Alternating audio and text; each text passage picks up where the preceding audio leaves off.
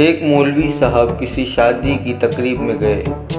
جب کھانا شروع ہوا تو مولوی صاحب کی نظر تھال میں دوسری جانب پڑے مرغی کے بڑے سے لیگ پیس پر پڑی۔ مولوی صاحب نے جھٹ سے تھال کو گھمایا اور لیگ پیس والا حصہ اپنی جانب کر لیا۔ ساتھ بیٹھے دوسرے شخص نے پوچھا، مولوی صاحب یہ آپ نے کیا کیا؟ تو مولوی صاحب نے جواب دیا کہ جناب دراصل اس مرغی کے پاؤں قبلہ رخ تھے۔ مولوی صاحب کو ایک لڑکی سے بے انتہا محبت ہو گئی تھی۔ لڑکی بھی مولوی صاحب سے بہت محبت کرتی تھی۔ ایک رات مولوی صاحب کی لڑکی سے کھیتوں میں ملاقات طے ہوئی۔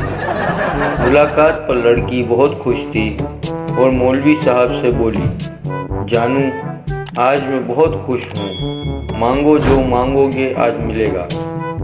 مولوی صاحب نے کہا کہ اپنے ابو سے کہنا کہ اس بار قربانی کی کھال مجھے ہی دیں۔